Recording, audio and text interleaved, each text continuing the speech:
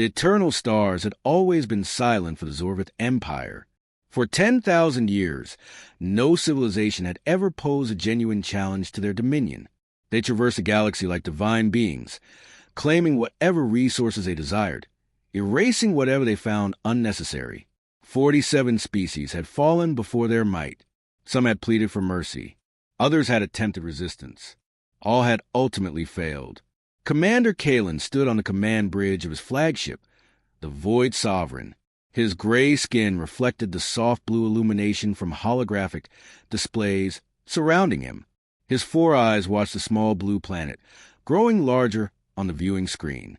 Terra, the natives called it, a simple name for a seemingly primitive world. Status report, he commanded, his voice devoid of emotion. He had performed this ritual countless times before. The planet contains approximately 8 billion life forms. His tactical officer responded. They refer to themselves as humans. Their technology level is rudimentary. Chemical propulsion rockets, basic nuclear weapons. They engage in constant internal conflict. Kalen made a sound that might have been interpreted as amusement. Another young species too preoccupied with self-destruction to contemplate the cosmos. How long have we been observing them? 3 standard months, Commander. More than sufficient. Prepare the cleansing bombardment. The Zorvith did not issue warnings. They did not negotiate. They did not explain. In their worldview, lesser species did not merit conversation. One did not negotiate with insects before crushing them. The extermination fleet consisted of 23 warships. It was more than adequate for a primitive world. The vessels moved into position around Terra, like predators encircling wounded prey. On the planet below, it was an ordinary Tuesday. People commuted to work. Children attended school. Couples held hands in parks. Scientists gazed at stars through telescopes, dreaming of the day humanity would join the galactic community. They remained oblivious to what approached. At precisely 3:47 p.m. Greenwich Mean Time, the Zorvith fleet launched 12 antimatter warheads. The weapons descended through Terra's atmosphere like shooting stars. Some people even paused to admire the beautiful lights in the sky. Then the light struck the ground. Moscow vanished in a flash of white fire. The ancient city with all its history and millions of inhabitants disappeared in less than a second. Beijing followed moments later. Then New York, Sao Paulo, Tokyo, London, Delhi, 12 cities in total. 12 pillars of fire reaching toward the heavens. 2 billion people perished in 17 minutes. Commander Kalen observed the destruction with satisfaction. The planet's surface was obscured by clouds of smoke and ash. Fires burned across entire continents. The electromagnetic pulse from a blast had destroyed most of the planet's communication systems. Excellent, he stated. Begin deploying the harvester drones. We will collect the valuable metals and proceed. His officers initiated standard procedures. They had executed this protocol 47 times previously. The pattern remained consistent. The initial bombardment would eliminate most of the population. Survivors would be too shocked and scattered to resist. The harvester drones would collect valuable resources, while remaining natives gradually succumbed to radiation and starvation. Simple, clean, efficient. But something unusual was occurring on the planet below. Commander, the tactical officer announced, his voice uncertain. We are detecting atypical activity on the surface. Explain. The surviving broadcast stations are powering up. All of them. They appear to be transmitting something toward our fleet. Kalen tilted his head. This was unprecedented. Typically, survivors were too preoccupied with dying to organize anything coherent. What are they transmitting? The officer touched his console, and the bridge filled with sound. It was laughter, not the laughter of joy or happiness. This was something darker. It was a laughter of those who had lost everything and no longer cared about their own survival. It was a laughter of beings who had decided that if they were going to die, they would not die quietly. The laughter continued for nearly a minute. Then it ceased, and a human voice spoke. The ship's translation system converted the words into Zorvith language. You have our attention. Kalen experienced something he had not felt in centuries. It was small, barely perceptible, but it was present. A tiny flicker of unease. Ignore it, he ordered. continue with the harvest. But the transmissions did not cease. More voices joined, thousands of them. Millions. Survivors from every corner of the wounded planet were speaking, and they were all saying the same thing. We are still here. We are still standing. And we remember what you did. The harvester drones descended toward Terra's surface. The first wave contained 200 automated machines. Each was designed to strip resources from a dead world. They were not weapons. They did not need to be. Their targets were supposed to be corpses. The first drone exploded 40 kilometers above the surface. Kalen rose from his command chair. What happened? Unknown projectile. Commander. It originated from the surface, moving at extreme velocity. That is impossible. We destroyed their military capabilities. Another drone exploded. Then another, then 10 more simultaneously. The tactical officer's hands moved frantically across his console. Commander, we are detecting weapons fire from multiple locations. The mountains, the ocean floor, underground installations we did not detect during our observation period. Kalen moved to the display. Show me. The screen changed to show a map of Terra. Red dots were appearing all over the planet. Hundreds of them. Thousands. Hidden bases, hidden weapons, hidden cities. The humans had been preparing for something like this. Not specifically for the Zorvith. They could not have known about the Zorvith, but they had been preparing for disaster, for extinction, for the end of their world. They had constructed bunkers deep beneath mountains. They had hidden weapons under oceans. They had built secret facilities that even their own people did not know about because humans were afraid. They had always been afraid of asteroids, of disease, of each other. And that fear had made them paranoid. They had prepared for the worst-case scenario. This was the worst-case scenario. And now the survivors were emerging from their subterranean shelters. They were angry. They were organized. And they were armed. Commander, the tactical officer said, his voice now trembling, we have lost 60% of the harvester drones. The humans are using some kind of magnetic acceleration weapon. The projectiles are moving faster than our point defense systems can track. Kalen stared at the screen.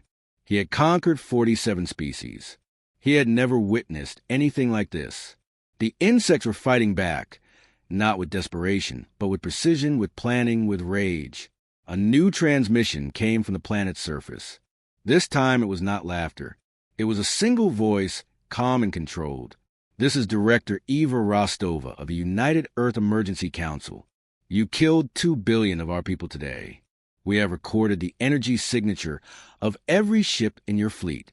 We have calculated the trajectory of every weapon you fired. We know what you are, and we know where you came from. There was a pause. Then the voice continued, even colder than before. You thought you were killing us. You were waking us up. You have made an enemy today. Not a species you can crush. Not a world you can harvest. An enemy that will remember. An enemy that will follow you home. An enemy that will make you understand what you have done. Another pause. Then enjoy your last peaceful night among the stars. We are coming for you. Commander Kalen stood in the blue light of his command bridge, surrounded by the most advanced technology in the known galaxy. And for the first time in his long life, he felt something he could not name. It was fear. He did not know it yet. But the universe had just changed forever. The hunters had become the hunted. And humanity, bloody and burning but very much alive, had just introduced itself to the galaxy. The stars would not be quiet for much longer. Deep beneath the Himalayan mountains, Director Eva Rostova walked through tunnels carved from solid rock. Emergency lights painted everything in red. The air was cold and clean, filtered through systems designed to function for centuries without maintenance. Around her, thousands of people moved with purpose. Soldiers, scientists, engineers, doctors. The survivors. Bunker 7 was one of 200 such facilities hidden around Terra. The Continuity Network, they called it, a secret so well kept that even most world leaders did not know its true scale. For 60 years, the nations of Earth had quietly prepared for the end of the world. They had anticipated asteroids, supervolcanoes, nuclear war, pandemics. They had never expected aliens. But preparation was preparation. The bunkers had held. The people inside them had survived. And now, as smoke rose from 12 dead cities above, those survivors were getting to work. Eva Rostova was 63 years old. She had been a submarine commander, then a military strategist, then the secret head of the Global Defense Initiative. When the bombs fell, she had been 3 kilometers underground, reviewing plans for a threat that had finally arrived. She entered the command center. Screens covered every wall, displaying data from satellites that had survived the attack, from hidden sensors on the ocean floor, from observation posts on the Moon and Mars. The Zorvith fleet was still in orbit, but they had stopped sending harvester drones. The railgun installations hidden in the mountains had destroyed too many of them. Status report, she said. Colonel Marcus Webb stood at the central console. He was a tall man with dark skin and tired eyes. He had lost his family in the New York blast. His hands remained steady nonetheless. We have confirmed contact with 147 bunkers, he said. Estimated surviving population is around 2 billion.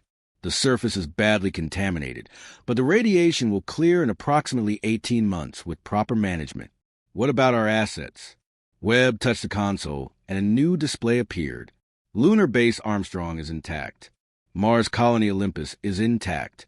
The shipyards are undamaged. Eva allowed herself a small smile. The shipyards. That was the real secret. For 30 years, humanity had been building warships on the dark side of the Moon, not the small exploration vessels that the public knew about. Real warships. Ships designed for one purpose: to fight. No one had known who they might need to fight. It did not matter. Humanity had learned long ago that the universe was probably not friendly. If other intelligent species existed, they might be peaceful. They might be curious. Or they might be exactly like the Zorvith. Better to have weapons and not need them than to need weapons and not have them. How many ships are ready? Eva asked. 312 combat-capable vessels, Webb replied. Another 200 in various stages of construction. We also have the Prometheus platforms. Project Prometheus. Eva had read the files when she first took command. The project had frightened her then. It frightened her now. But fear was a luxury she could not afford. Begin full activation of all military assets. She said, I want those ships crewed and launched within 6 months. Webb nodded. What about the alien fleet? They still have orbital superiority for now. Eva turned to face the largest screen, which showed the Zorvith vessels floating above Earth like vultures waiting for a meal. We need information. We need to know who they are, where they came from, and how to hurt them. I want prisoners. Prisoners? Webb raised an eyebrow. How do you plan to capture aliens in orbit when we cannot reach orbit? Eva smiled. It was not a pleasant smile. 3 days later, a small Zorvith patrol ship descended into Terra's atmosphere. Its mission was simple: scout the surface and report on survivor activity. It was armed, but not heavily. The crew of 12 did not expect serious resistance. They never saw the missiles coming. The weapons rose from the Pacific Ocean, launched from submarines that had hidden beneath the waves since the attack. The missiles were not designed to destroy the ship. They were designed to damage it, to force it down. The patrol ship crashed in the mountains of central China. Half the crew died on impact. The other half found themselves surrounded by human soldiers who had been waiting for exactly this opportunity. The Zorvith did not surrender easily. They were proud warriors from a proud species. But humans had been fighting each other for thousands of years. They knew how to capture enemies alive. Within hours, 6 Zorvith prisoners were being transported to Bunker 12, where a team of scientists and linguists waited eagerly. Commander Kalin received the news of the lost patrol ship with growing concern. It had been 3 weeks since the initial attack, and nothing was proceeding according to plan. The harvester drones were destroyed. A patrol ship was missing, and the transmissions from the surface continued. The humans were not dying. They were organizing. We should launch a second bombardment, his tactical officer suggested. Sterilize the entire surface. Kalin considered this. It would work. Another round of antimatter weapons would kill everything on the planet, but it would also destroy the resources they had come to collect. The mission would be a failure. No, he said. We will wait. They cannot hide underground forever. When they emerge, we will crush them. It was a reasonable decision based on 10,000 years of experience. Every other species had eventually given up. They had emerged from hiding, weak and starving, and accepted their fate. But humans were not every other species. In Bunker 12, Dr. Sarah Martinez stared at the alien prisoner through thick glass. The creature was tall and gray with 4 eyes that watched her with obvious contempt. It had refused to speak for 3 days. That was about to change. Martinez was a linguist who specialized in pattern recognition.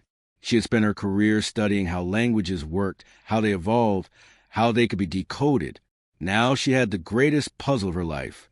The Zorvith had been captured with their equipment, including communication devices.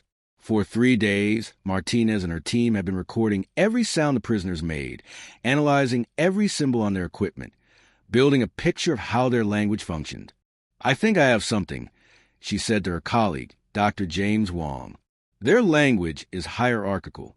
The grammatical structure reflects their social system.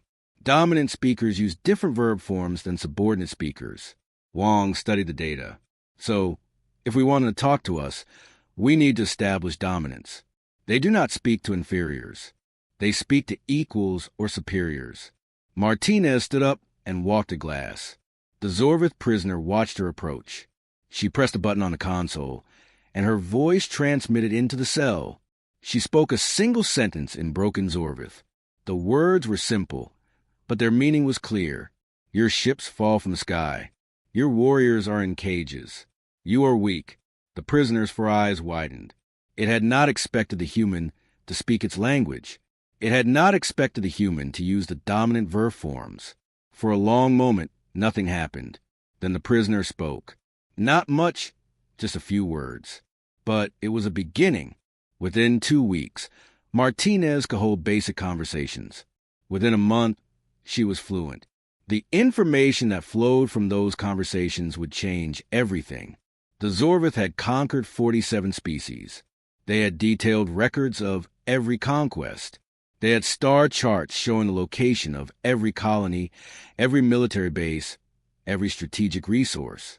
They had communication codes that had not changed in centuries because no one had ever needed to change them. And now humanity had access to all of it. Director Eva read the intelligence reports with growing satisfaction. The picture was becoming clear. The Zorvith were powerful, but they were also arrogant. They had never faced a real challenge. Their tactics were ancient and predictable. Their security was laughable. They had spent 10,000 years as the biggest predator in their part of the galaxy. They had forgotten what it felt like to be prey. Eva looked up at the screen showing the alien fleet still orbiting Earth. The ships were waiting for humanity to give up. They would be waiting for a very long time. Begin Phase 2, she said. It is time to show them what humans can really do. The first human warship to leave Terra's orbit was called the Retribution. It was not the most powerful ship in the fleet, but its captain had won a lottery among 10,000 volunteers. Everyone wanted to be first. Captain Yuki Tanaka sat in the command chair and watched the stars grow brighter as her ship accelerated away from the moon. Behind her, 299 more ships were preparing to follow. Ahead of her, somewhere in the darkness, was the enemy. 6 months had passed since the attack. 6 months of preparation, training, and planning. The Zorvith fleet had eventually given up waiting and returned to their empire, leaving only a small observation force behind. They had reported that Earth was dying slowly, that the survivors posed no threat. They were wrong. The human fleet used a drive system that the Zorvith had never seen. It was based on principles that human scientists had discovered but never revealed to the galaxy. Why share your secrets with strangers? The ships moved faster than the Zorvith thought possible. They were also harder to detect. Human engineers had spent decades developing stealth technology to hide from each other. That technology worked even better against aliens. But ships were only part of humanity's plan. The real weapon was something the Zorvith could not have imagined. In Bunker 7, a team of hackers sat in front of glowing screens. They called themselves the Ghost Brigade. Before the attack, they had been criminals, government agents, and corporate spies. Now, they worked together for a common purpose. Their leader was a woman known only as Echo. She was 34 years old and had once broken into the defense networks of 3 major nations for fun. Now, she had a more interesting target. The Zorvith use a centralized communication network, she explained to Director Eva during a briefing. Everything goes through relay stations, military orders, navigation data, personal messages, all of it. Eva studied the diagrams on the screen. And you can access this network? Echo smiled. Director, they have no firewalls, no encryption worth mentioning, no intrusion detection systems. They have never needed them. No species has ever tried to hack them before. Why not? Because every species they conquered was already dead before they could try. Echo leaned forward. But we are not dead, and we have been hacking each other for 200 years. These aliens have better weapons than us, better ships than us, more soldiers than us. But in cyberspace, they are children. The first infiltration happened 3 months before the fleet launched. A single data packet disguised as routine communication traffic entered the Zorvith network. It contained a simple program that copied itself and spread to every connected system. By the time the Retribution left Earth orbit, humanity had access to every Zorvith military database.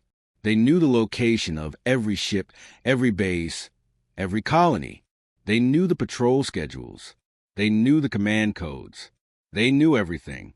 The Zorvith had no idea. Commander Kalen received the report of the approaching human fleet with disbelief. His scouts detected 300 ships moving through space at impossible speeds. The primitives had built a navy. The insects had learned to fly.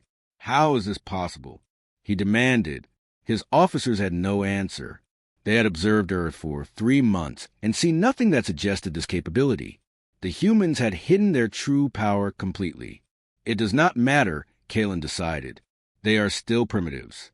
Our weapons are superior. Our tactics are proven. We will crush them. He assembled a fleet of 500 ships and moved to intercept the humans. The battle would take place in empty space, far from any planet. It would be quick and decisive. The 2 fleets met near a small red star that neither species had named. The Zorvith arranged their ships in the traditional formation they had used for 10,000 years. It was a perfect geometric pattern designed to maximize firepower and minimize vulnerability. It had never failed. Captain Tanaka looked at the enemy formation and smiled. The pattern was exactly what the intelligence reports had predicted. The Zorvith were doing exactly what they always did. All ships execute pattern Delta, she ordered. The human fleet scattered. Instead of forming neat lines, they spread out in seemingly random directions. They moved erratically, changing speed and direction constantly. To the Zorvith, it looked like chaos, like panic. It was neither. The Zorvith opened fire. Their weapons were powerful and accurate, designed to hit targets moving in predictable patterns. But the humans were not moving in predictable patterns. Shots that should have been perfect misses flew through empty space where ships had been moments before. Then the humans fired back. Human weapons were different. They had been designed by a species that had spent centuries fighting itself. They were not elegant. They were not efficient. They were brutal, creative, and completely unexpected. Missiles that split into dozens of smaller missiles. Railgun rounds that released clouds of shrapnel. Electronic warfare systems that scrambled sensors and confused targeting computers. And something the Zorvith had never encountered, hacking attacks launched in the middle of combat. Zorvith ships began to malfunction. Navigation systems sent them in wrong directions. Weapons locked onto friendly targets. Communication channels filled with noise. The Ghost Brigade was fighting alongside the fleet, invisible and deadly. The battle lasted 6 hours. When it ended, the Zorvith had lost 300 ships. The humans had lost 42. Commander Kalen retreated with his surviving vessels, his mind struggling to understand what had happened. The primitives had not just fought back.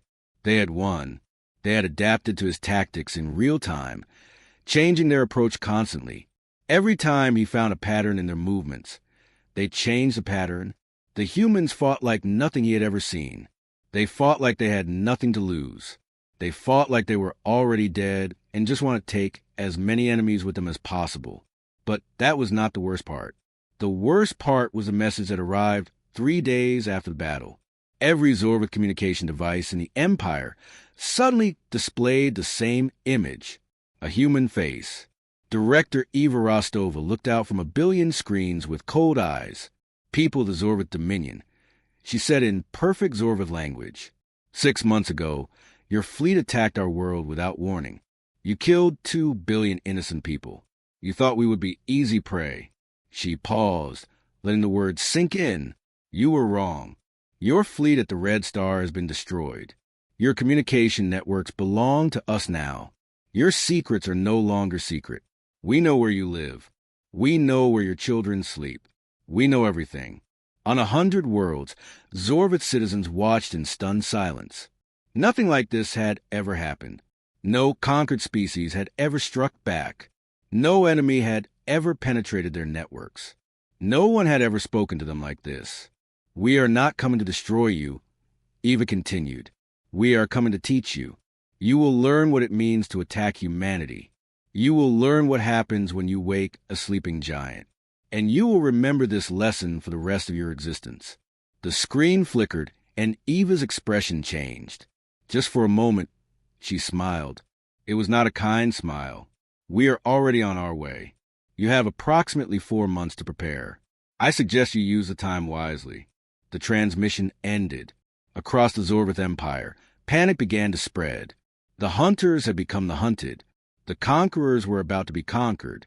And somewhere in the darkness between stars, 300 human warships were coming closer. The humans did not just want to win. They wanted the Zorvith to know they were going to lose. They wanted them to feel the fear. They wanted them to understand. This was not just war. This was a lesson. And humanity was an excellent teacher. The planet was called Xylos by the Zorvith. The people who lived there called it home. They were the Eldri, a gentle species with soft blue skin and large dark eyes. 500 years ago, the Zorvith had conquered them. Now they worked as slaves in factories and mines, building weapons for their masters. When the human ships appeared in orbit, the Eldri did not know what to expect. Another conqueror? Another master? They had stopped hoping for freedom centuries ago. Captain David Okonkwo looked down at the planet from the bridge of his ship, the Liberation. His orders were clear. Destroy the Zorvith military garrison and free the slaves. Do not harm civilians. Do not take revenge on the helpless. This is Captain Okonkwo of the United Earth Fleet. He broadcast to the planet below. We are here to remove the Zorvith occupation. If you are a slave, stay indoors and stay safe. If you are Zorvith military, surrender now and you will be treated fairly. Resist and you will be destroyed. The Zorvith garrison commander laughed at the message. He had 3,000 soldiers and heavy defensive weapons. The humans had only 5 ships. The battle lasted 20 minutes. Human Marines dropped from orbit in armored pods, landing directly on top of the main Zorvith base. They moved through the corridors like ghosts, using weapons and tactics the Zorvith had never encountered. Flashbang grenades that blinded 4-eyed aliens. Smoke screens that confused heat-sensing equipment. Close-quarters combat techniques perfected in 1,000 human wars. The Zorvith soldiers were brave, but they were trained to fight in open battles against predictable enemies. They did not know how to fight in darkness against enemies who seemed to come from everywhere at once. When the sun rose over Xylos, the Zorvith flag no longer flew above the garrison. Human soldiers stood at the gates, handing out food and water to the freed slaves. The Eldri did not understand at first. They waited for the humans to give orders, to assign them new tasks, to become their new masters. Instead, the humans helped them organize their own government. They gave them weapons to defend themselves. And then, after 3 weeks, the human ships left. They asked for nothing in return. Word spread quickly among the conquered species of the Zorvith Empire. The humans were coming. The humans were freeing slaves. The humans were different. On world after world, the same scene repeated. Human ships would arrive. Human Marines would destroy the Zorvith military presence. Human doctors would treat the wounded and sick. And then the humans would leave, asking only that the freed species remember who had helped them. Why? Asked an Eldri elder. speaking to Captain Okonkwo before he left. "Why do you help us? What do you want?" Okonkwo thought about the question for a long moment. He thought about the 2 billion humans who had died. He thought about his own sister, who had been in Sao Paulo when the bombs fell. He thought about the rage that still burned in his heart. "Because someone hurt us," he said finally, "and we could become like them. We could take our anger and spread it to innocent people. We could conquer and enslave and destroy like they did. But that is not who we want to be." He looked up at the stars. "We want to be better. We want to show the galaxy that strength does not have to mean cruelty. That power does not have to mean oppression. The Zorvith taught their lessons with bombs and chains. We will teach our lessons with freedom and kindness." The elder nodded slowly. "And the Zorvith themselves? What will you do to them?" Okonkwo's expression hardened. "That is a different matter. They have not yet learned their lesson. But they will." Commander Kalen watched the reports come in with growing despair. World after world was falling, not destroyed, but freed. The humans were dismantling his empire piece by piece, and they were doing it in the worst possible way. If they had simply destroyed the conquered worlds, the Zorvith people would have been angry. They would have united against a common enemy. But the humans were not destroying anything. They were giving away what the Zorvith had spent millennia building. They were turning slaves into free people. They were making the Zorvith look weak. "We must strike back," his advisors urged. "Attack their home world again. Destroy them completely." But Kalen knew it was too late for that. Earth was too well defended now. Human ships patrolled the approaches to their system. Their weapons had proven superior in every engagement. An attack on Earth would be suicide. There was only one option left. Kalen sent out a call to every ship in the Empire, every warship, every armed transport, every vessel that could carry weapons. They would gather at the homeworld, Zorvith Prime, and make their final stand. If the humans wanted to end the Zorvith Dominion, they would have to fight for it.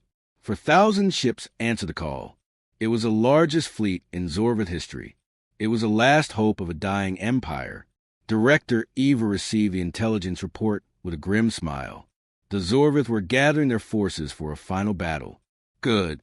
It would save time. "How many ships do we have?" she asked. 600 combat ready," Colonel Webb replied. "Another 100 that can fight, but are not in perfect condition. 600 against 4,000. Eva studied the star chart showing the Zorvith homeworld.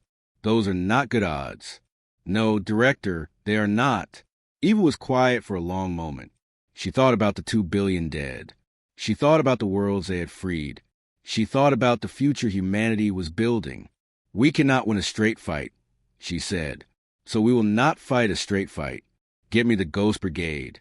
Get me the tactical planning team. And get me every piece of intelligence we have on Zorvith psychology." For 3 days, Eva and her advisors worked without sleep. They studied Zorvith battle tactics, going back thousands of years. They analyzed the psychology of a species that had never lost a war. They looked for weaknesses, for blind spots, for anything that could turn the numbers in their favor. And they found something. The Zorvith do not adapt, Dr. Martinez explained. Their tactics have not changed in 10,000 years because they have never needed to change. They have a response for every situation they have ever encountered, but they have no response for situations they have never encountered. "So we give them something new," Eva said. "Exactly. Something so unexpected that their entire command structure will freeze while they try to figure out how to respond. And while they are frozen, we hit them with everything we have." Eva nodded slowly. "What do you suggest?" Martinez smiled. "Director, have you ever heard of psychological warfare?" 2 weeks later, the human fleet began its final journey toward Zorvith Prime. 600 ships against 4,000. The odds were impossible, but humanity had never let impossible odds stop them before. As the fleet traveled through space, a message was broadcast on all Zorvith frequencies. It was not a threat. It was not a warning. It was a list. 2 billion names. Every human who had died in the initial attack. The list scrolled across Zorvith's screen for days. Name after name after name.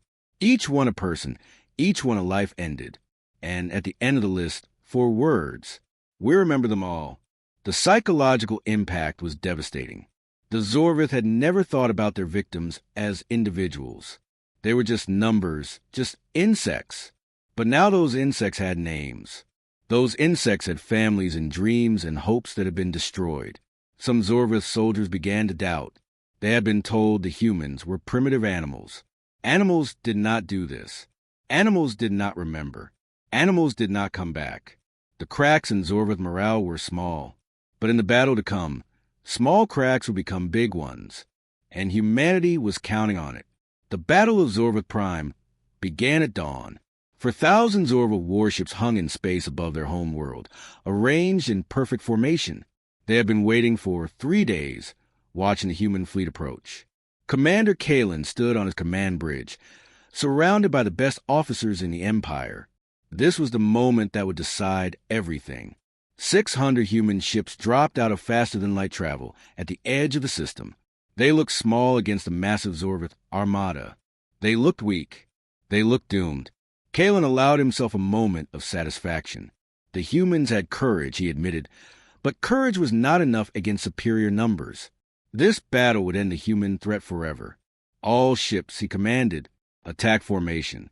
Destroy them all. The Zorvith fleet moved forward like a wall of death. For 1,000 ships, each one armed with weapons that could destroy cities. The most powerful military force in galactic history. The humans did something unexpected. They did not form a battle line.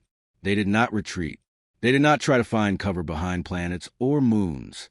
Instead, they accelerated directly toward the Zorvith fleet. Full speed. No hesitation. What are they doing? Kalen muttered. His tactical officer studied the displays. Commander, they appear to be on a collision course. Multiple ships are accelerating beyond safe combat speeds. Collision course. The words made no sense.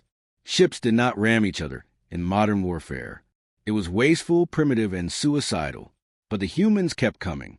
The first human ship to reach the Zorvith lines was a Retribution, Captain Tanaka's vessel. She had volunteered for the most dangerous position.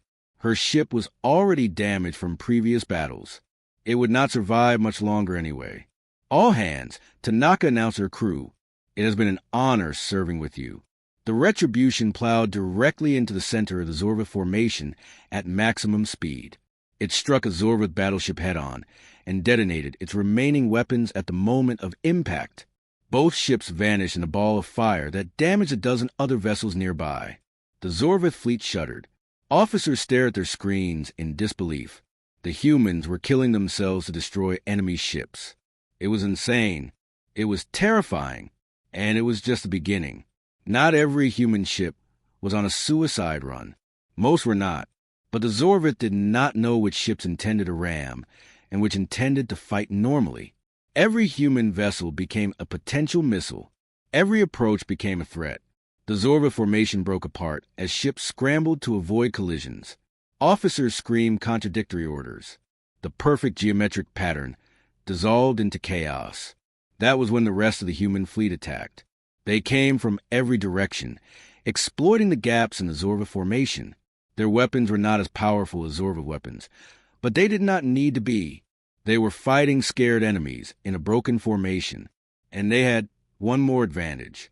Ghost Brigade. Execute Protocol Omega.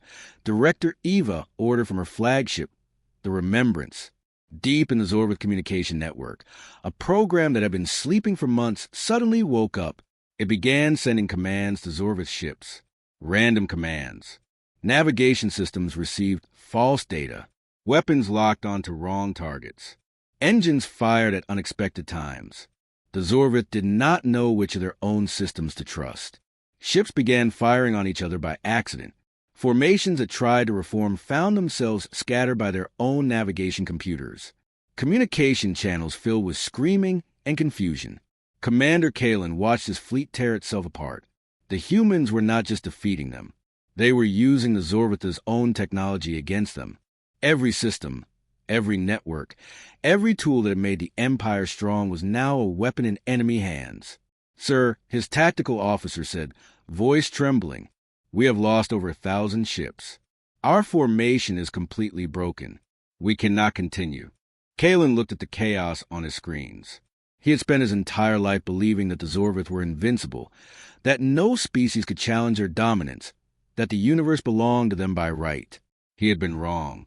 Order all ships to protect the homeworld, he said quietly. Defensive positions only. The battle continued for 11 hours. When it finally ended, the Zorvith had lost over 3,000 ships. The humans had lost 200. It was the most one-sided defeat in Zorvith history. But the humans did not continue their attack. Director Eva looked at the shattered remains of the Zorvith fleet and felt no joy. She had lost good people today. Good ships. Good friends. The victory had cost more than she had hoped. She could destroy the Zorvith homeworld now. She had the weapons. She had the opportunity. 2 billion human souls cried out for revenge. But revenge was not why she had come. Open a channel to Commander Kalen, she ordered. The Zorvith commander appeared on her screen. He looked old and broken. His 4 eyes were dull with defeat. Commander Kalen, Eva said, your fleet is destroyed. Your empire is finished. You have 2 choices. Surrender now and your people will live. Resist and we will do to your world what you did to ours. Kalen was silent for a long moment. Why? He finally asked. Why do you offer us survival? We killed 2 billion of your people. We would not have shown you mercy. I know, Eva replied. That is exactly why I am showing you mercy. Because we are not like you. We do not destroy species for convenience. We do not slaughter innocent people because they might someday become a threat. She leaned forward, and her voice became hard. But make no mistake, this mercy has conditions. You will disarm completely. You will release every slave in your territory.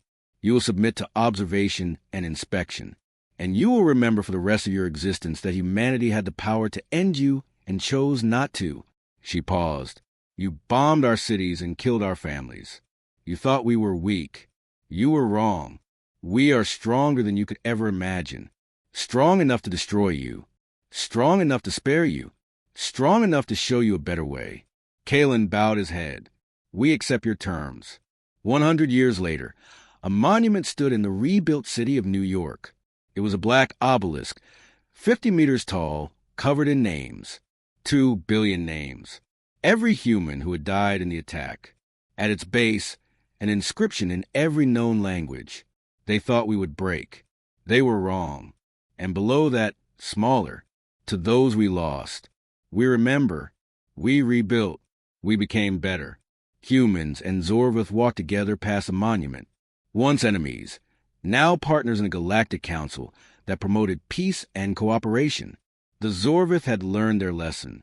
They had become protectors instead of conquerors, using their strength to defend the weak rather than exploit them. It had taken decades. It had taken patience and effort and countless difficult conversations. But humanity had done more than defeat an enemy. They had transformed one. An old elderly ambassador stood beside the monument, looking up at the names. Beside her was a human child, maybe 8 years old. What happened here? The child asked. The ambassador smiled softly. A very long time ago, some bad people did something terrible to humanity. They thought they could destroy you. They thought you would give up. But we didn't, the child said. No, you did not.